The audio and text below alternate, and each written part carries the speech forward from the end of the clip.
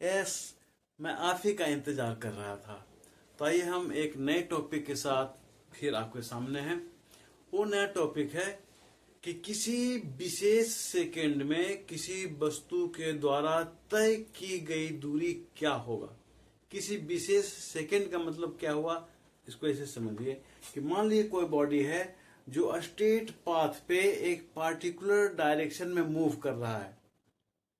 1 second, 2 second, 3 second, 4 second में कुछ उसका वेलोसिटी होगा। तो एक विशेष सेकेंड में मतलब एक पार्टिकुलर सेकेंड में उसने कितना डिस्टेंस कवर किया। यहाँ देखिए मैंने टाइम को दिखाया है इस लाइन पे। कोई बॉडी है रेस्ट से चलना शुरू किया और एक स्ट्रेट पाथ पे एक डिफरेंट डायरेक्शन में यूनिफॉर्म वेलोसिटी से जा रहा है। तो रेस्ट से चलना शुरू किया तो 1 सेकेंड में उसका वेलोसिटी होगा, 2 सेकेंड में कुछ होगा, 3 सेकेंड, 4 सेकेंड, 5 इसी तरह से। तो एक पार्टिकुलर सेकेंड में मतलब 3 - 2 ये 1 सेकेंड में उस बॉडी के द्वारा कितना डिस्टेंस कवर किया गया, या 2 - 1 सेकेंड में वस्तु के द्वारा कितना डिस्टेंस कवर किया गया, ये हमको निकालना है। तो यहाँ तो हमको फॉर्मूला डिराइव करना है, इसलिए न्यूमेरिकल वैल्यू तो लेंगे नहीं, हमें एक वेरिएबल लेना होगा। तो मान लेते हैं कि जो 3 है वो n है और 2 है वो n-1 होगा, क्योंकि 1 सेकेंड में डिस्टेंस निकालने के लिए हमको टाइम का डिफरेंस निकालना होगा कि 3 सेकेंड में बॉडी कितना डिस्टेंस कवर किया और 2 सेकेंड में बॉडी कितना डिस्टेंस कवर किया, फिर दोनों का डिफरेंस निकालेंगे तो हमें मिल जाएगा। तो चूंकि फॉर्मूला डिराइव करना है इसलिए हमने वेरिएबल को यूज करेंगे। तो 3 के जगह पर मैंने मान लिया n, तो निश्चित है कि 2 के जगह पर हो जाएगा n-1, क्योंकि 3 - 1 करेंगे तो 2 आएगा, तो यहां हो जाएगा n-1 2। अब बारी बारी से हम nवें सेकेंड में बॉडी द्वारा कवर किया डिस्टेंस निकालेंगे, फिर n-1वें सेकेंड में बॉडी द्वारा कवर किया गया डिस्टेंस निकालेंगे, फिर दोनों का डिफरेंस निकालेंगे, वो हमें आंसर मिलेगा। यहां में लिखा distance covered by the body in nth second. Formula क्या यूज करेंगे, distance travel by the body का फॉर्मूला क्या है, डिस्टेंस फाइंड करने का फॉर्मूला s = ut + ½ at², इसका हम इस्तेमाल करेंगे यहाँ। तो एक बार हम टाइम की जगह पर n को इस्तेमाल करेंगे, ए जगह टाइम की जगह पर n-1 का इस्तेमाल करेंगे, क्योंकि इस लाइन पर हमने टाइम को दिखाया है सेकेंड में। तो s1 = हो जाएगा un + ½ an², ठीक है, जगह पर मैंने n लिया है, और s2 = हो जाएगा u _n-1 + ½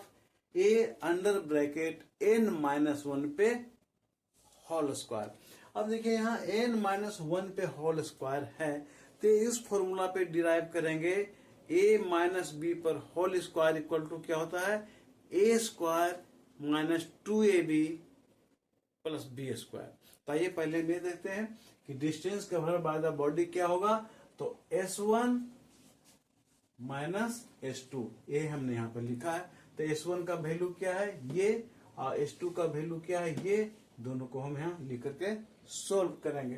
तो distance cover by the body in n second ये हुआ, minus distance cover by the body in n-1 second ये हो गया। तो दोनों का डिफरेंस क्या है, s1 के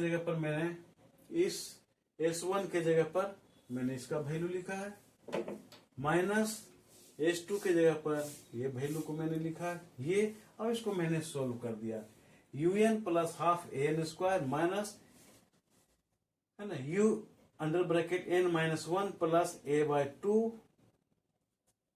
n-1 पे होल स्क्वायर का हो जाएगा n² - 2n + 1 पे स्क्वायर 1 हो गया, a - b पर होल स्क्वायर का फॉर्मूला।